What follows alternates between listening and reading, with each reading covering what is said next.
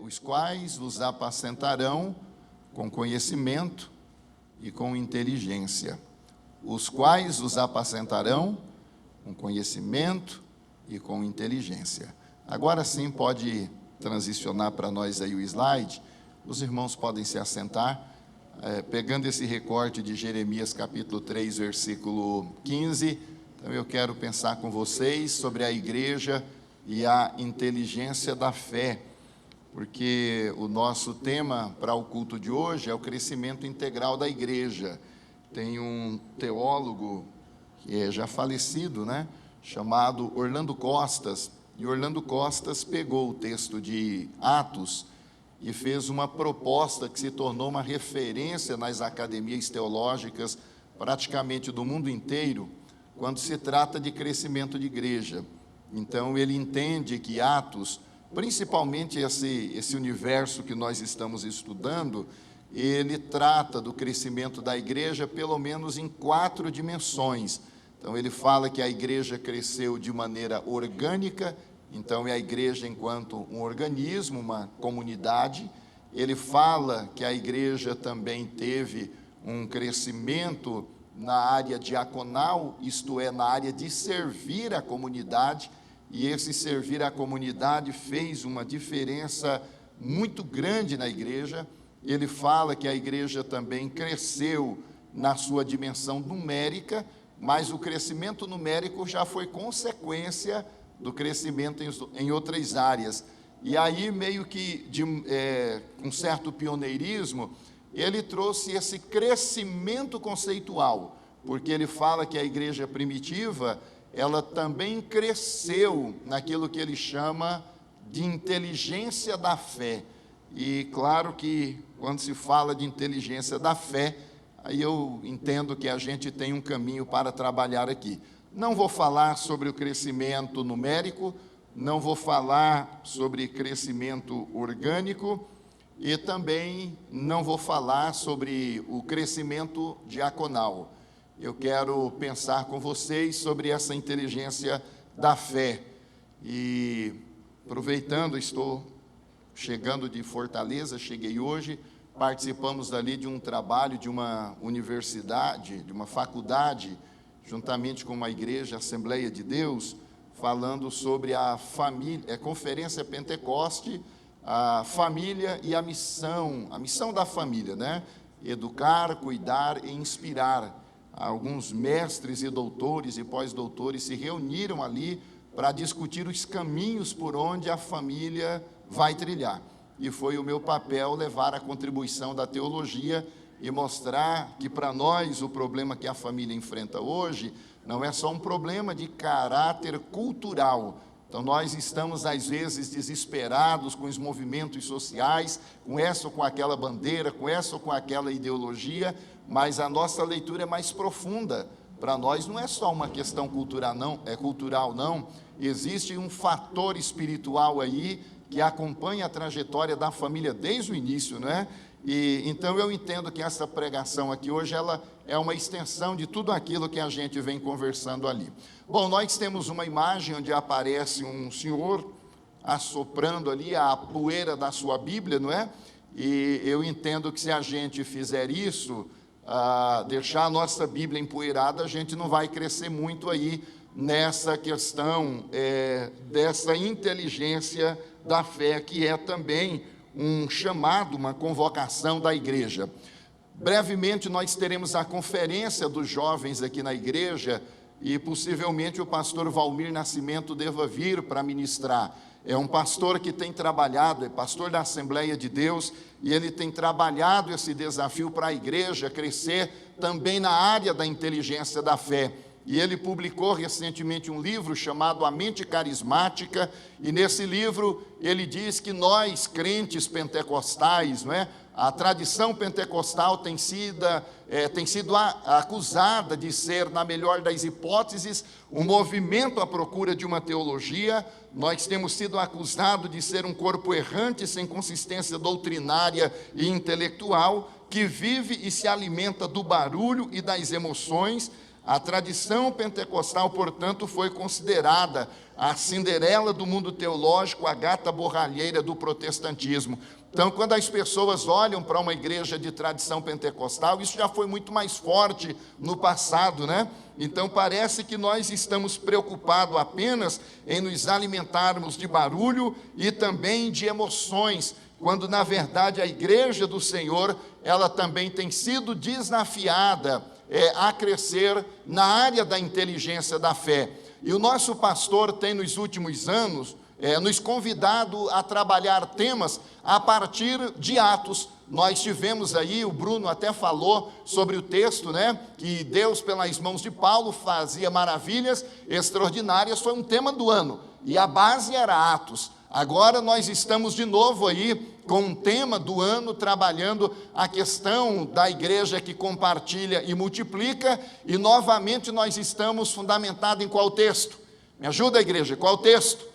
Atos capítulo 9, versículo 31. Então, eu entendo que por trás da direção do pastor Oséias Viana, Deus está dando à De Família a oportunidade de crescer de maneira integral, porque, irmãos, irmãs, tem muitas igrejas numericamente crescendo. Saiu os dados aí do IBGE recentemente falando do colapso do catolicismo, chegando ali a pouco mais de 50%, um dado estarrecedor para um país que já foi, em sua maioria, considerado católico. Os evangélicos cresceram um pouco, mas já de maneira tímida, e o que mais tem crescido no nosso país é o grupo do sem religião. E em escala mundial, eu estou também toda segunda-feira dando aula numa faculdade de teologia, e estou trabalhando ali a doutrina de Deus, e estudamos o crescimento do neomateísmo. Já são mais de 1 bilhão de pessoas que não querem contato com a religião, e parte disso coloca a igreja diante de um desafio. Não adianta a gente ter uma igreja cheia de gente com mente vazia. Daí a importância da gente procurar crescer, então, de maneira integral. O Valmir continua dizendo que há o reconhecimento da igreja pentecostal como um povo que fala em línguas e a gente fala, um povo que ora e a gente ora, que evangeliza. Está aí o Bruno para dizer se a gente evangeliza ou não. Culto do amigo com foco em evangelização, e também uma igreja que faz missões.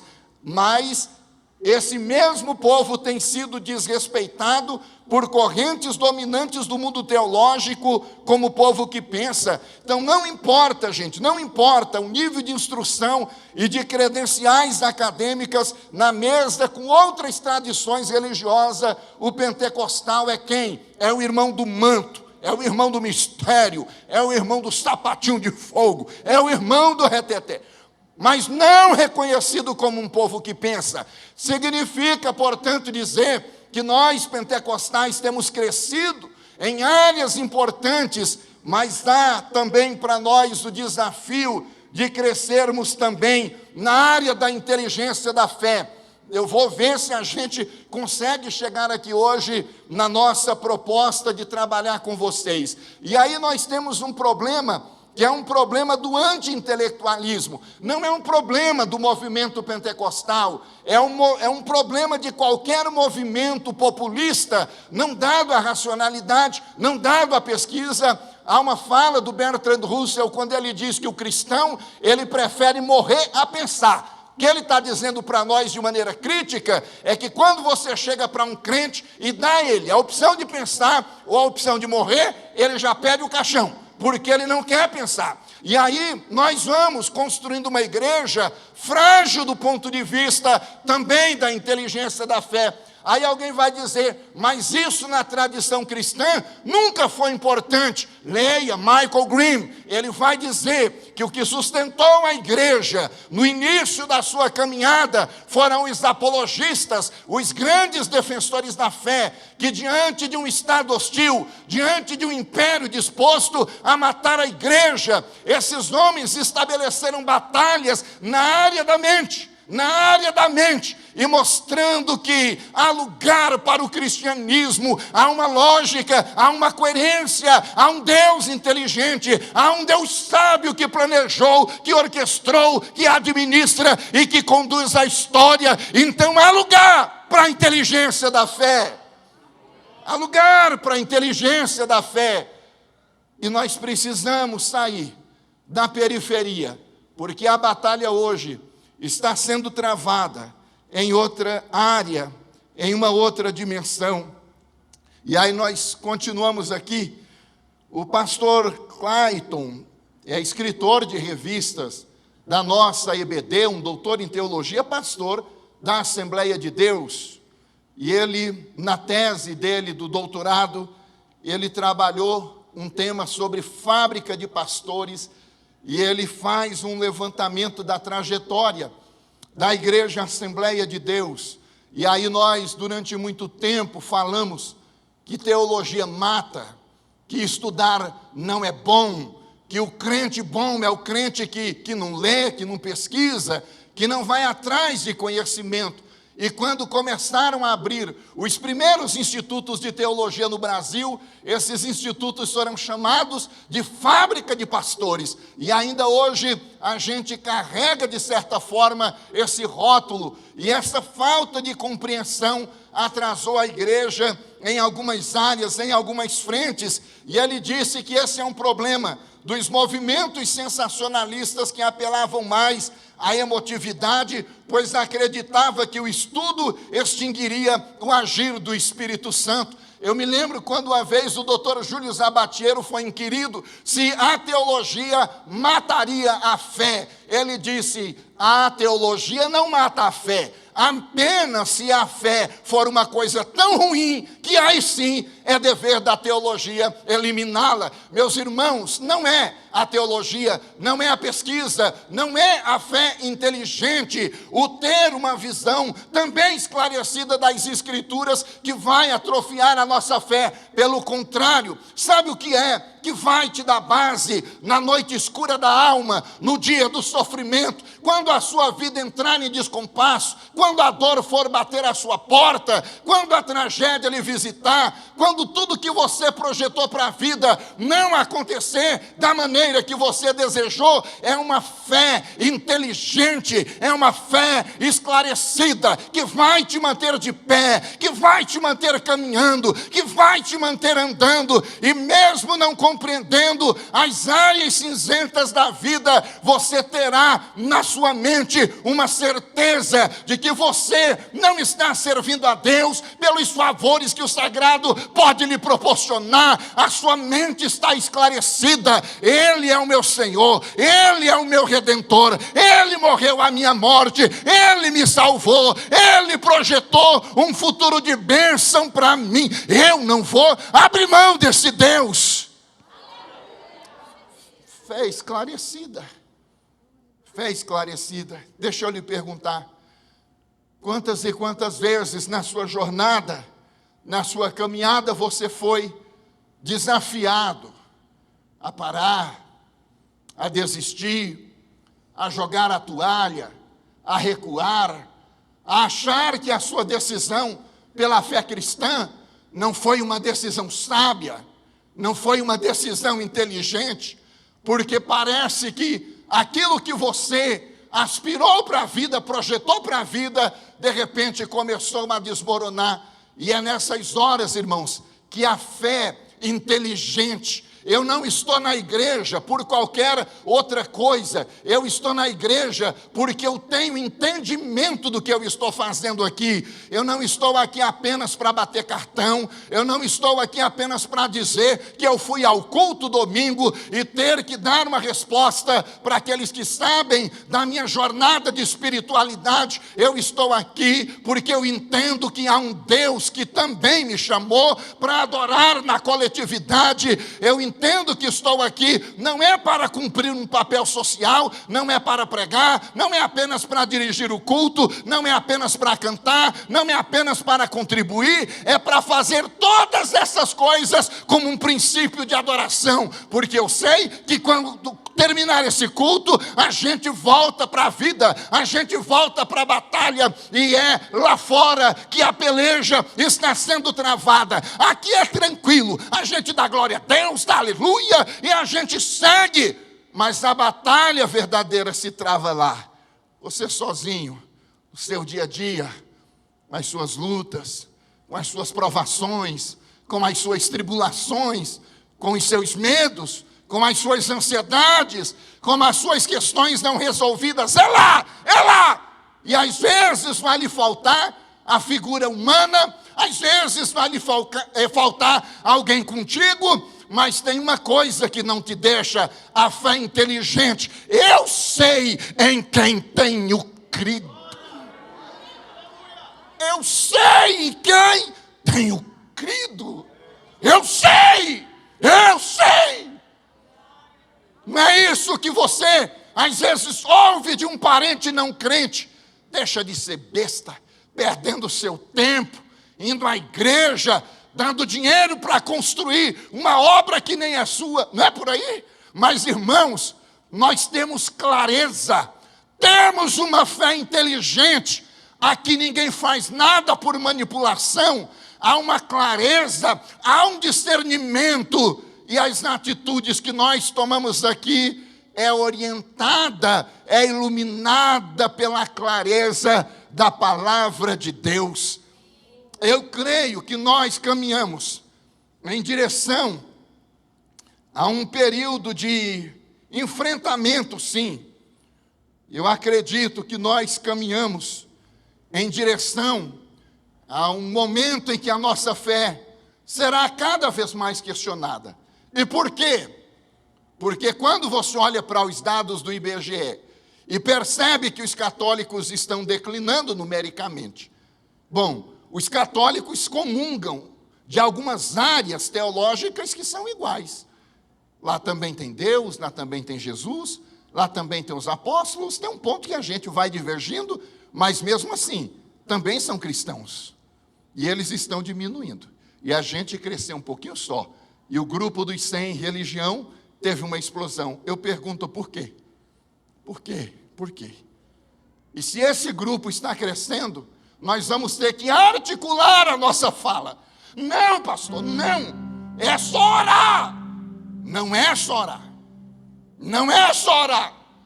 E o texto que nós lemos aqui do dia do pastor diz que Deus dará pastores segundo o seu coração. Então Deus está tratando de caráter, de integridade, de homens de verdade, de homens de honra, de homens dignos, que andem de cabeça erguida na sociedade, não porque são perfeitos, porque não são.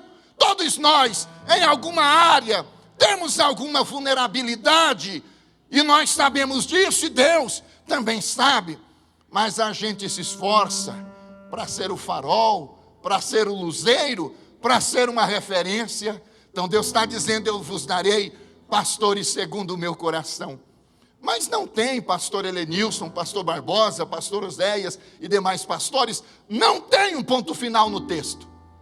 Por que Deus não disse assim: eu darei a vocês pastores segundo o meu coração, ponto final, acabou? Não. Ele diz assim: os pastores segundo o meu coração vos apacentarão com conhecimento, com inteligência. Sabe por quê? A igreja precisa de uma fé esclarecida. Tem muita gente arrebentada.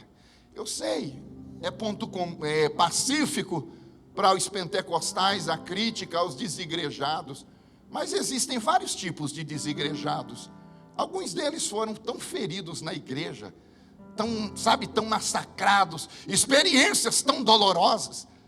E é por isso que a igreja precisa de uma liderança pastoral que apacente, com conhecimento e com inteligência. Inteligência na palavra.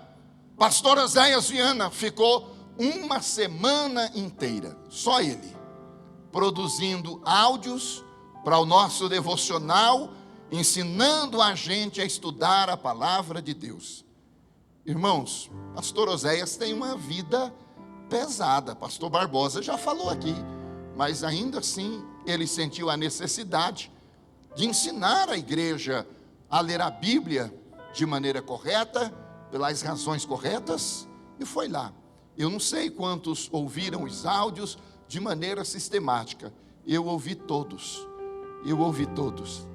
Enquanto eu ouvia os áudios, eu dizia: oh meu Deus, que esses áudios do nosso pastor não fiquem perdidos nos nossos grupos, que os irmãos da igreja entendam que nós não estamos brincando. Irmãos, nós não temos tempo a perder.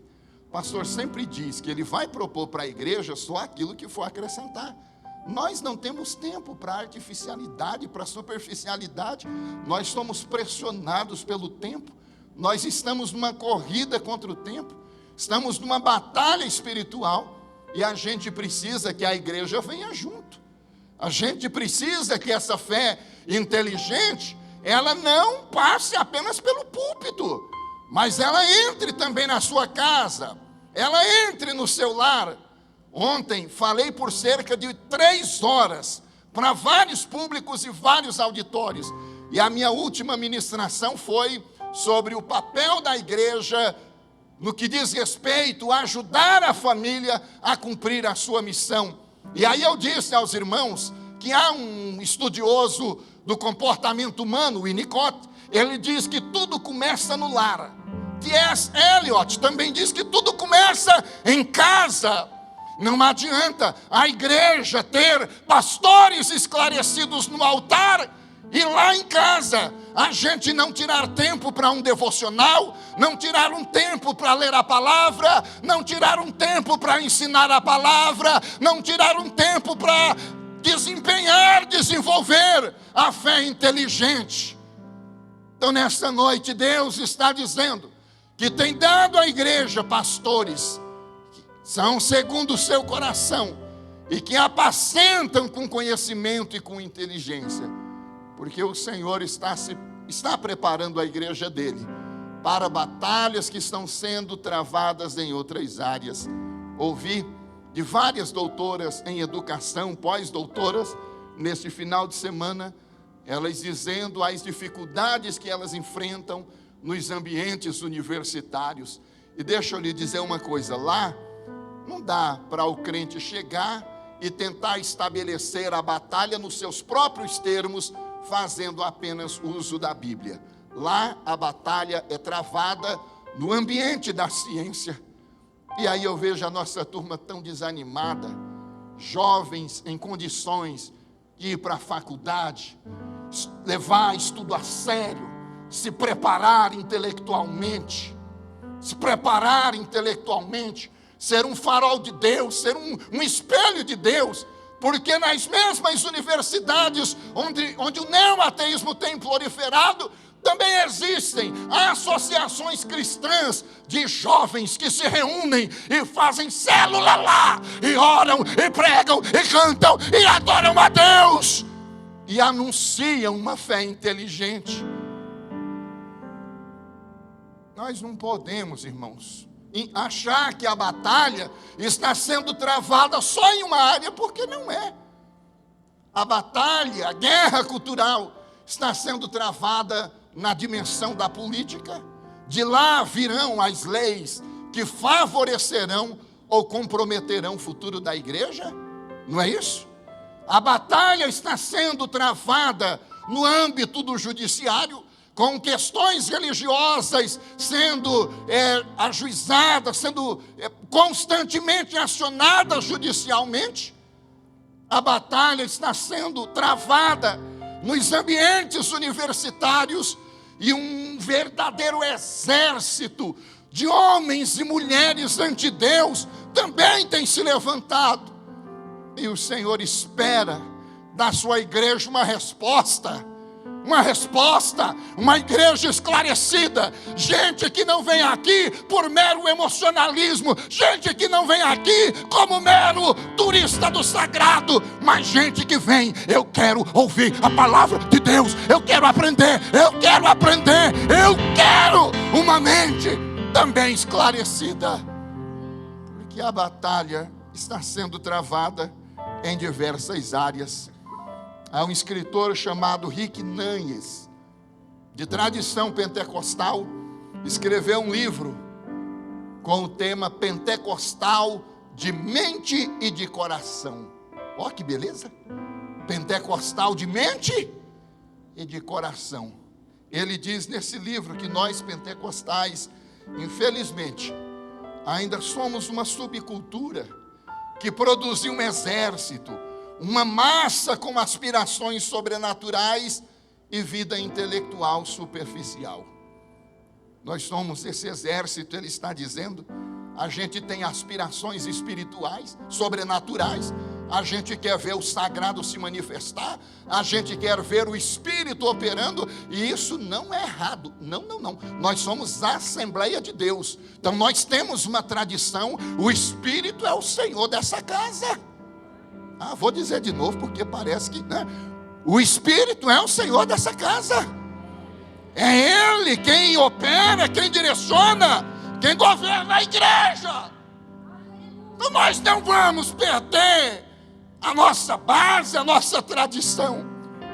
Mas ao mesmo tempo ele também diz que a gente tem tido uma vida intelectual bastante superficial. Aí ele diz assim, gente, possuir um coração ardente, sabe, pentecostal de verdade, e um intelecto fraco, na melhor das hipóteses, serve à mediocridade. E na pior, trará desgraça para a igreja. Vamos pensar aqui. Pastor Barbosa tem o trabalho com capelania. A capelania também trabalha no hospital. E o hospital, às vezes do câncer, não é isso? Tem que lidar com dores profundas, com perguntas que a gente não consegue responder. Dá para colocar lá qualquer pessoa despreparada? Dá para colocar alguém que não tem o mínimo de noção do que é o sofrimento humano, do que é a dor humana? Dá para colocar alguém lá que chega para ela e diz, não, esse diagnóstico médico aqui está errado, joga isso para lá, não serve. Irmãos, não é isso, pelo amor de Deus. É por isso que nós somos expulsos de tantos e tantos lugares, por falta de inteligência.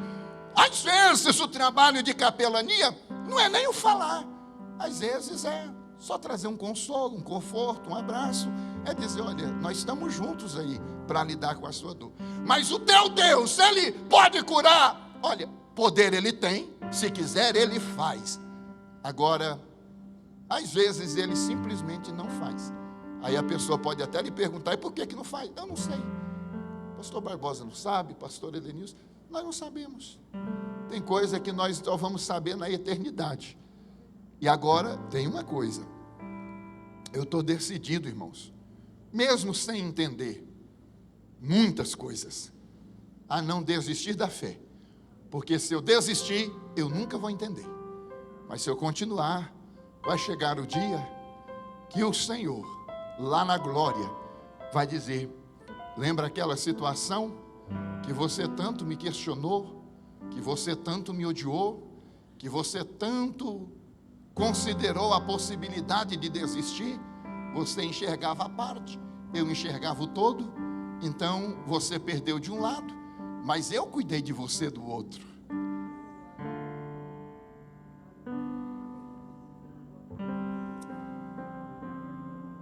A fé inteligente não é a fé que sabe tudo. A fé inteligente é aquela que continua mesmo sem entender. Pastor, por que Deus levou alguém tão amado? Não sei.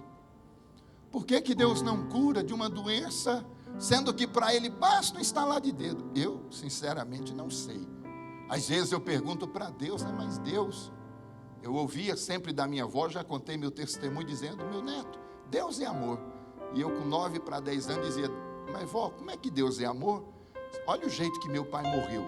Nós não pudemos nem ver o corpo dele, tamanha foi a situação que ficou. E ela dizia, eu não sei, mas eu sei que Deus é amor.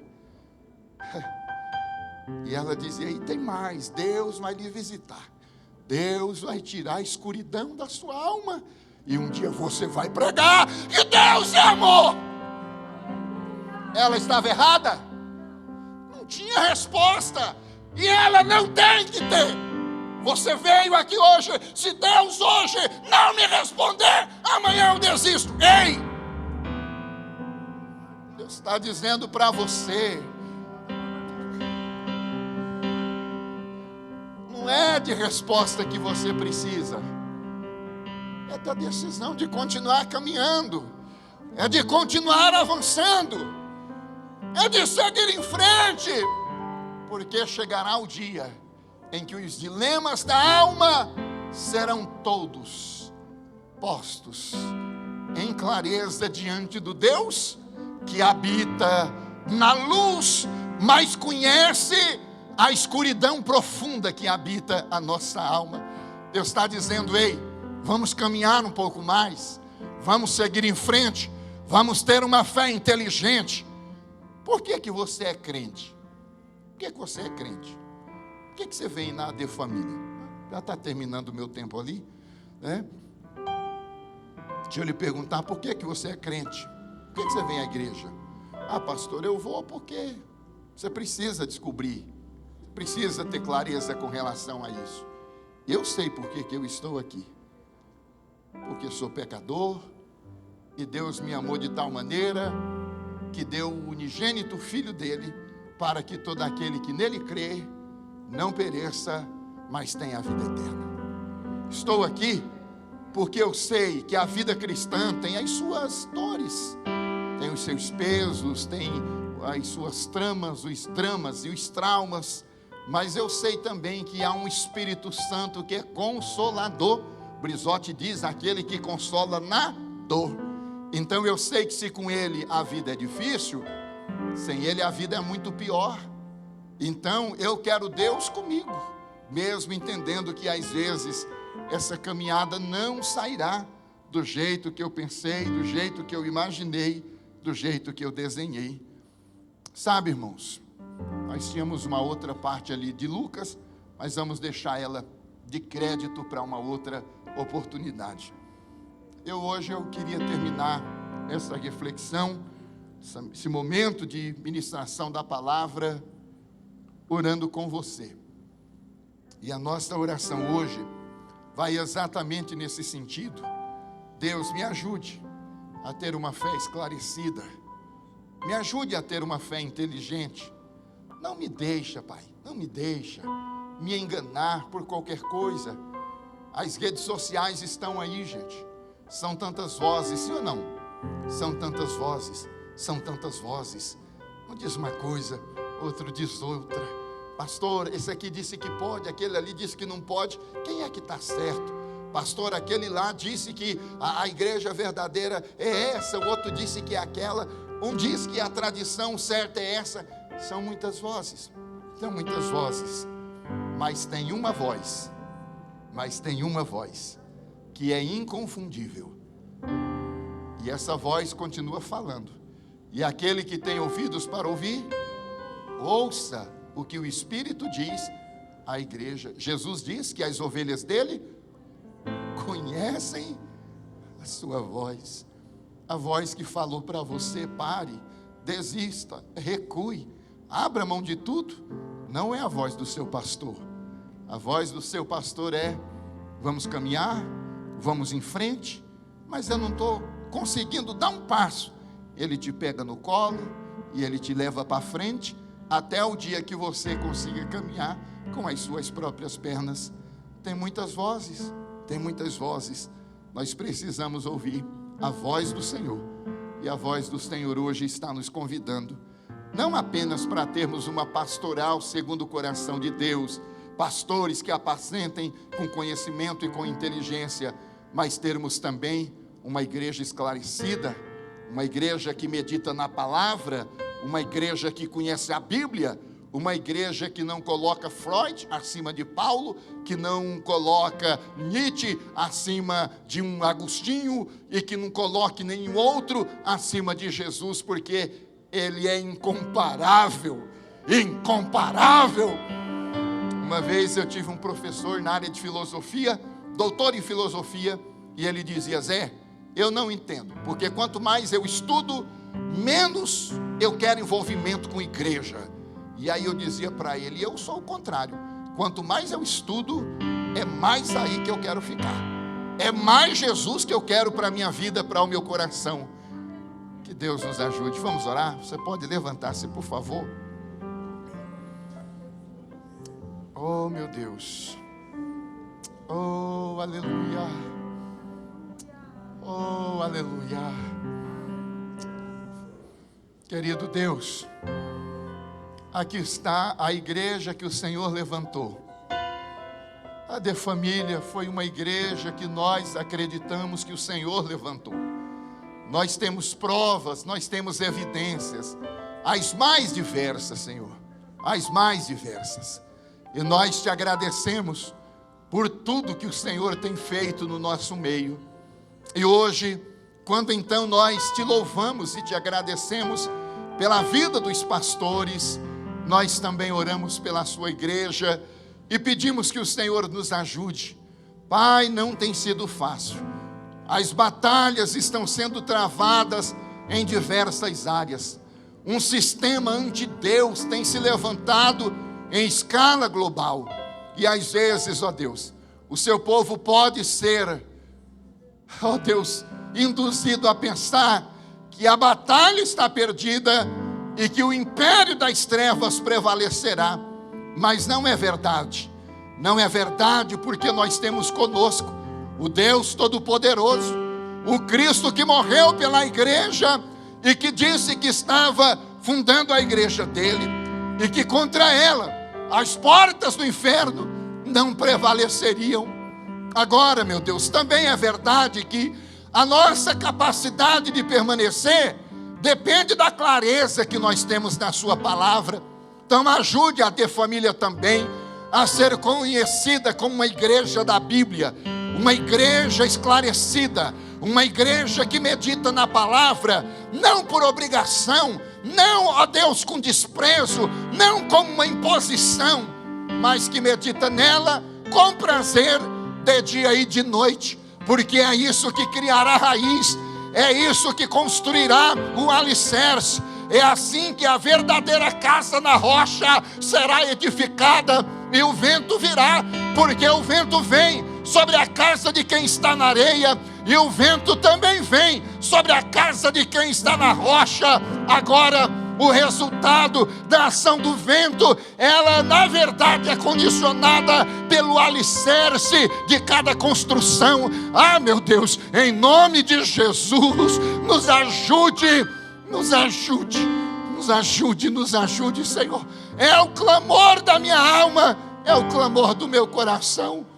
Nos ajude a edificarmos a nossa casa na rocha, porque aí pode soprar o vento, pode cair a chuva. Ah, meu Deus, mas aqueles que confiam no Senhor permanecerão firmes, porque estão ligados no Senhor. Esse irmão, essa irmã que entraram aqui nesta noite com dúvidas, com perguntas e com questões que até então eles não têm tido resposta, que eles entendam, Deus, que a resposta não é mais importante do que a presença. Saber a gente não sabe sempre, mas de uma certeza nós temos: o Senhor está conosco, e no seu devido tempo tudo fará sentido, até a bagunça de hoje, até a desordem de hoje, até a vida fora dos trilhos hoje, até as lutas de hoje, até as provações de hoje, até as angústias de hoje, até as frustrações de hoje, até as faltas, ó Deus, de sentido e de existência de hoje. Chegará um dia em que todas as coisas farão sentido, se nós não desistirmos da caminhada. Então fica com a gente, Senhor, fica com a gente. É a nossa oração, em nome de Jesus. Amém.